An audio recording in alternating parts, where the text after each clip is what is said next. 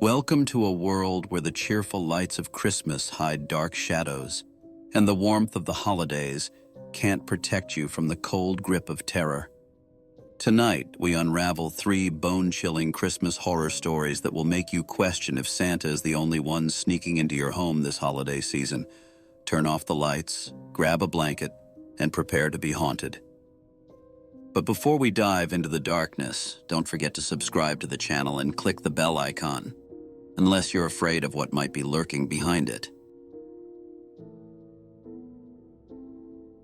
The snowfall that Christmas Eve was relentless, turning the quiet suburban street into a frozen tundra. The Mitchell family, Sarah, her husband Mike, and their teenage son Ethan were settling in for the night. The fire crackled in the living room as the twinkling lights of the Christmas tree reflected off the windows. It was a perfect holiday scene, until the knock at the door. 3 sharp raps echoed through the house. Sarah frowned, glancing at the clock. It was almost midnight. "Who could that be?" she muttered. Mike shrugged and got up from the couch. "Probably someone stranded in this weather." He pulled open the door, and a gust of icy wind rushed in.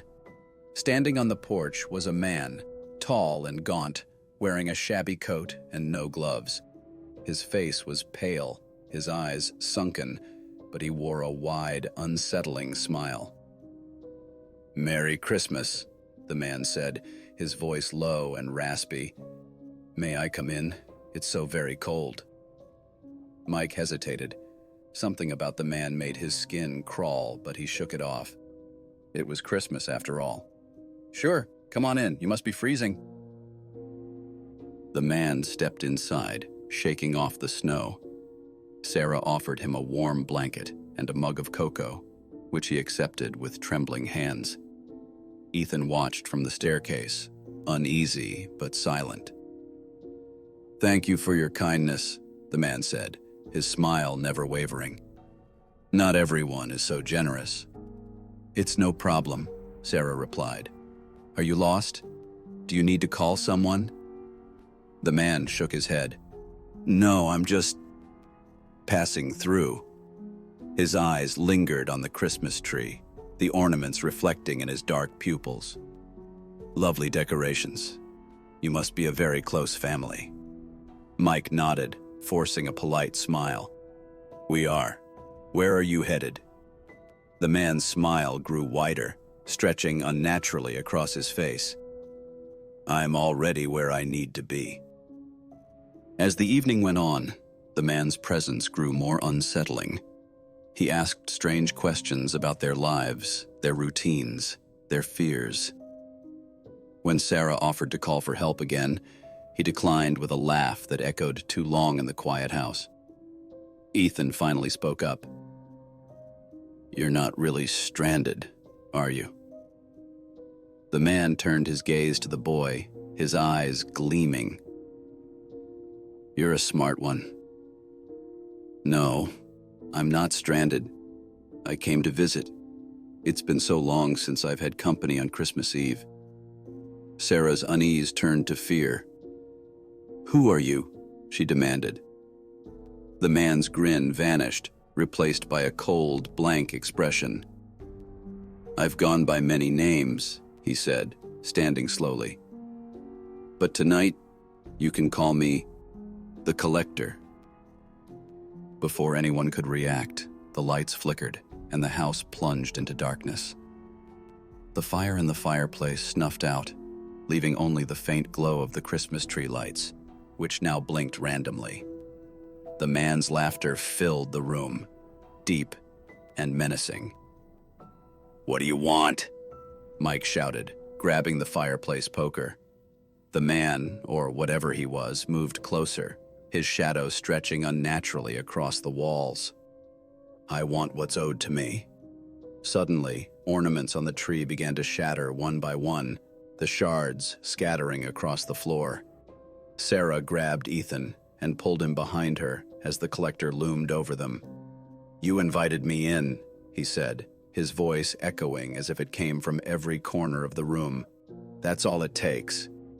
Mike swung the poker, but it passed through the collector as if he were made of smoke. The entity let out a low, guttural growl, and Mike was thrown backward, crashing into the wall. "Please, stop," Sarah cried, clutching Ethan tightly. "What do you want from us?"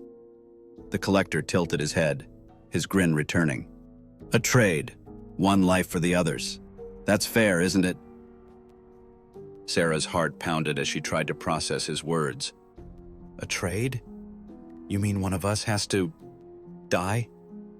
The collector's grin widened, his voice cold and hollow. "That's the rule. One soul to keep the balance. It's Christmas, after all.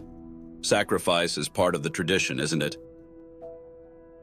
Ethan clung to his mother, his voice trembling. "Mom, don't listen to him. We can fight him."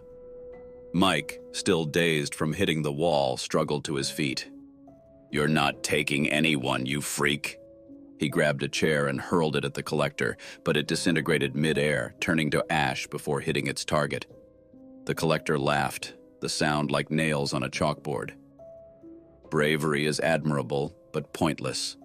The choice must be made willingly. No tricks, no loopholes." Sarah's mind raced. She looked at Ethan, then at Mike, her heart breaking at the thought of losing either of them. She took a deep breath, stepping forward. "Take me. Just leave my family alone." "No!" Mike shouted, lunging toward her, but the collector raised his hand, and Mike froze in place, unable to move. Ethan screamed, "Mom, don't do this!" Sarah knelt in front of her son, tears streaming down her face. "I love you, Ethan. Always remember that." She looked up at Mike, her voice cracking. "Take care of him, Mike. Promise me." The collector clapped his hands, the sound reverberating like thunder. How touching. A mother's love, always so predictable. He extended a hand toward Sarah. "Let's not drag this out." Sarah stood, her legs trembling, and reached for the collector's hand.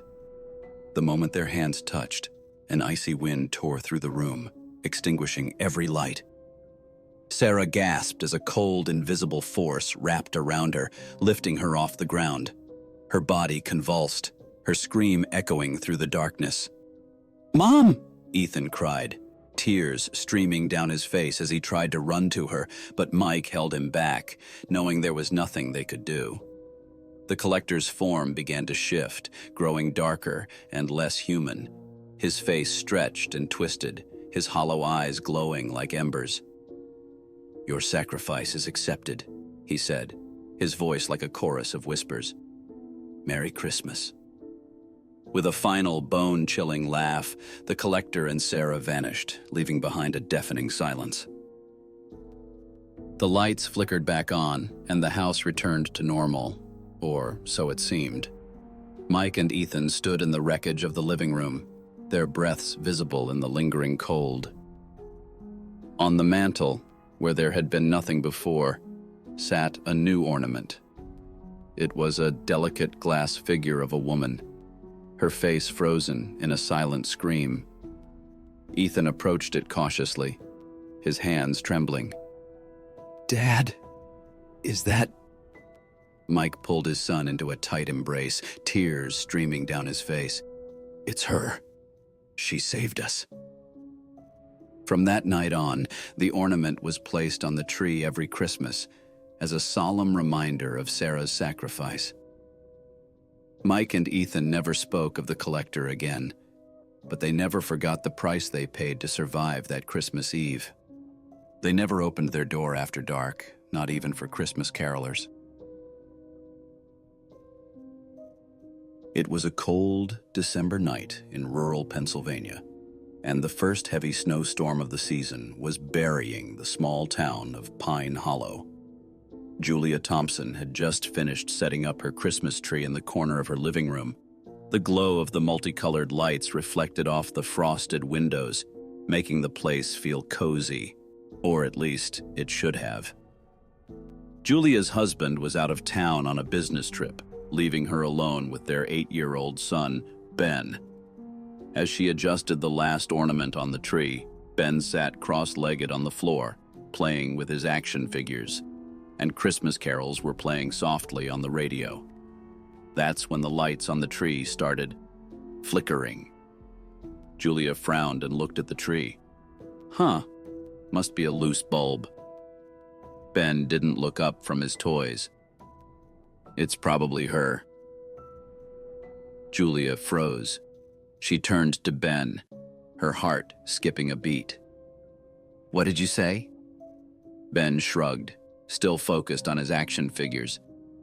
The lady I saw last night. She was watching me from the tree. The room suddenly felt colder. Julia forced a laugh. Very funny, Ben. You've been watching too many scary movies with your dad. Ben finally looked up, his face serious. I'm not joking, Mom. She was there. Her face was wrong. Julia's stomach churned. She didn't want to entertain his imagination, but something about his tone sent a chill down her spine. She shook her head, trying to ignore the unease. Well, if she comes back, tell her she's not welcome. Ben nodded solemnly and went back to his toys. Later that night, after tucking Ben into bed, Julia sat on the couch with a cup of tea, scrolling through her phone. The tree lights had stopped flickering, and the storm outside had gotten worse. The wind howled, rattling the windows, but the house was quiet. Too quiet. Julia's phone suddenly dimmed and powered off. She stared at it, confused. The battery had been at 60% just a minute ago. Then, out of the corner of her eye, she saw the tree lights flicker again. She set her cup down and stood, staring at the tree. Come on, she muttered, stepping closer to check the lights. As she reached out to touch a bulb, the flickering stopped. The tree stood there, perfectly still, like it was mocking her. Then came a sharp knock on the window. Julia jumped, her breath catching in her throat. Slowly, she turned toward the front window, the one next to the tree. Snow had piled up against the glass, but there was a faint outline of something outside. It looked like a face. Who's there? She called, her voice trembling. The face didn't move. Julia grabbed her phone, only to remember it was dead. She backed away from the window, her eyes locked on the blurry figure outside. The tree lights went out completely. The room was pitch dark, except for the faint glow of the snowstorm outside. Julia's chest tightened as she fumbled for the flashlight in the drawer by the couch. When she turned it on, the beam cut through the darkness and landed on the tree. And there she was. A woman stood next to the tree, her skin pale and cracked like old porcelain. Her eyes were hollow pits, oozing black tears that streaked down her cheeks. Her mouth was twisted into a jagged grin, showing teeth that were way too sharp. She wore a tattered, soot-stained nightgown, and her bony fingers twitched like she wanted to grab something, or someone. Julia screamed and dropped the flashlight. The beams spun wildly, throwing creepy shadows on the walls. When she looked back up, the woman was gone. But then the tree shifted. The branches trembled, and two gnarled hands, old and withered, with cracked skin and blackened nails, emerged from the tree. The hands came together in a slow, deliberate clap. The sound echoed unnaturally through the room, sending shivers up Julia's spine. She stumbled backward, covering her mouth to stifle a scream. From upstairs, Julia heard Ben cry out. "She's back! Ben!" Julia shouted, her voice breaking. She bolted up the stairs to her son's room, her heart pounding. She threw open the door and found Ben sitting up in bed, his eyes wide with terror. "She was here," Ben whispered, clutching his blanket. "She said she's not leaving until she gets what's hers." Julia grabbed Ben and held him close. "What is she talking about? What does she want?" Ben's lip trembled. "The music box. I bought it for you, Mom, from the antique shop downtown. I thought it would be a nice Christmas present. I didn't know." Julia's heart sank. "Music box? Where is it now?"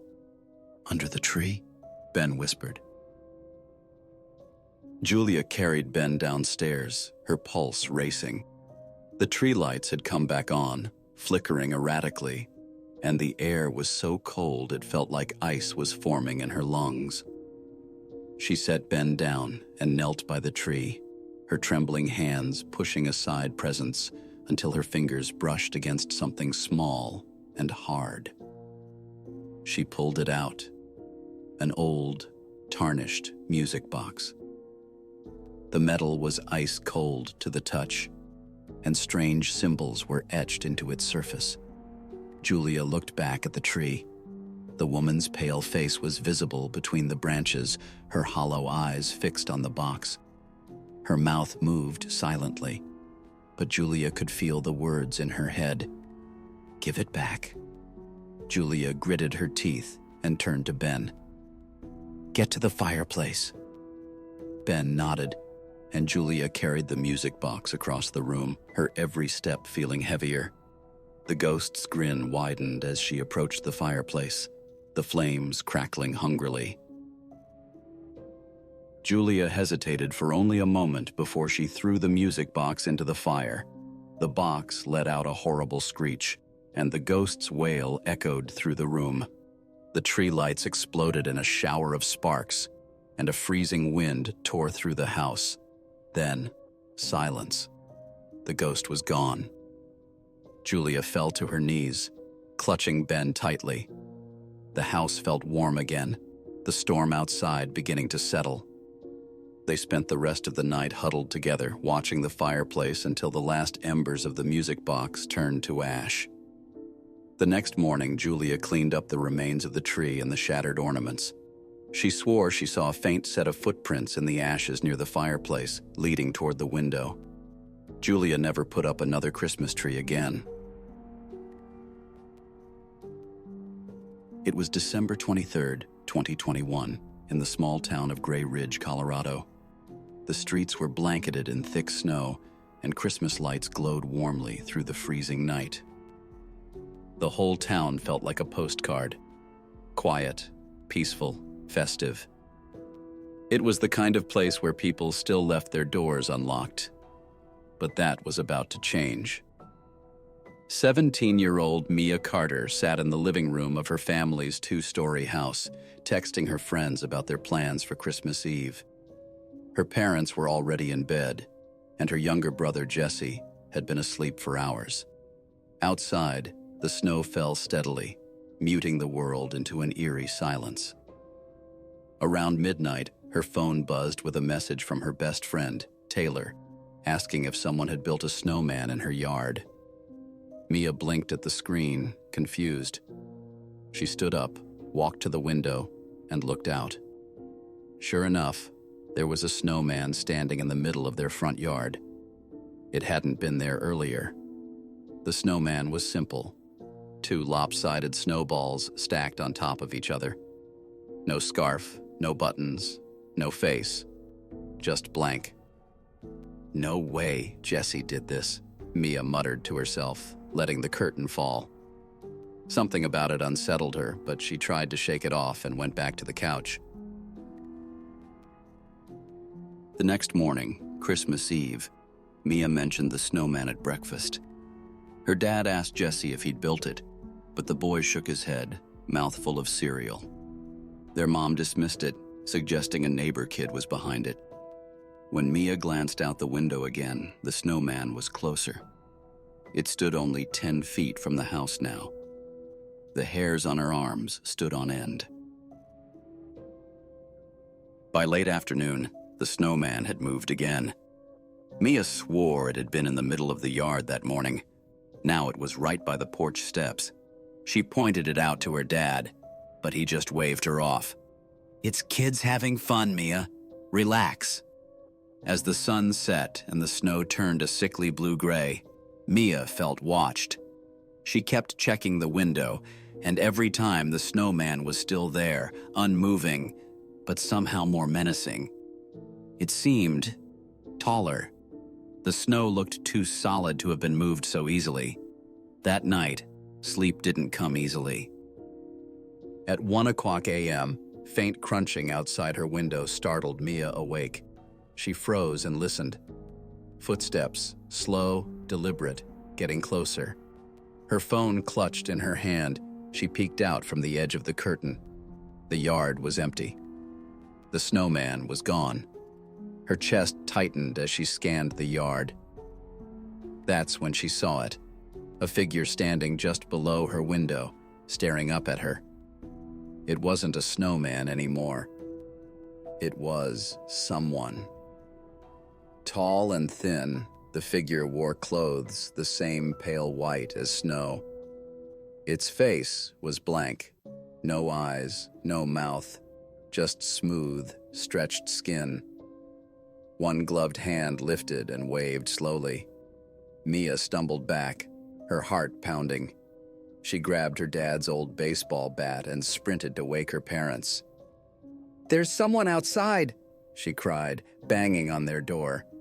Her dad groggily opened it. Confused but alarmed, he grabbed a flashlight and headed downstairs with Mia trailing behind him. He swung open the front door and aimed the beam of light into the yard. Nothing. The yard was empty. The snowman was back in its spot, but now there were tracks leading from it all the way to Mia's window. "I'm calling the cops," her dad muttered. The police arrived 20 minutes later, checked the yard, and shrugged it off as a prank. "With everything covered in snow, it's hard to tell where anyone came from. Just keep your doors locked," one officer said. Mia didn't sleep the rest of the night. Every time she closed her eyes, that blank face flashed in her mind. Christmas morning was quiet. Her parents tried to lighten the mood with presents and eggnog, but the unease lingered.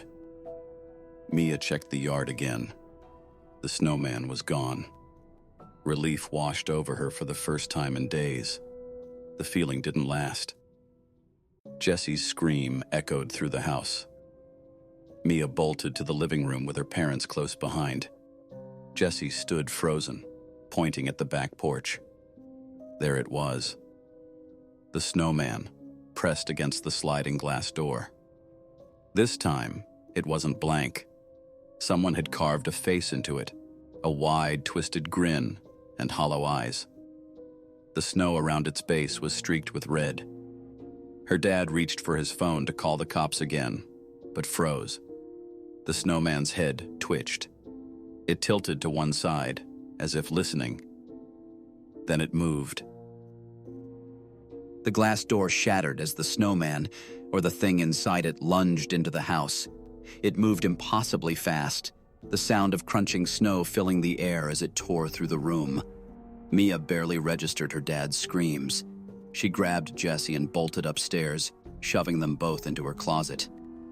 Jessie sobbed into her shoulder, muffling his cries as the sounds of dragging, thumping, and a low, gurgling laugh echoed from downstairs. "It's coming up the stairs," Jessie whispered. Mia held her breath. Heavy, wet footsteps stopped outside the closet door. The handle turned, and the door creaked open. It stood there, pale, blank skin, cracked and shifting like melting ice. The grin stretched wider. The figure didn't move, but its presence filled the tiny closet like an icy fog. Mia could see every unnatural detail. The cracked, frozen skin, the hollow, carved eyes that seemed to pull her in. Jessie clung to her, trembling so hard she thought his bones might break. Then, the snowman's head tilted, that impossible grin splitting wider. "Found you," it whispered. The voice was hollow, like wind through a tunnel. Mia's entire body froze as the thing leaned closer, its gloved hand reaching toward her. She grabbed a broken hanger and drove it into the creature's hand. It let out a screech, black slush dripping as it recoiled. "Run!" she screamed. They bolted from the closet, down the stairs, and into the garage. Mia fumbled with the car keys, the engine sputtering as the garage door rattled open. The snowman stood there, grinning, its fingers twitching. Mia slammed the gas. The car plowed through it, shattering its body into icy chunks. She didn't look back as she sped into the storm, the distant crunch of snow echoing in her mind.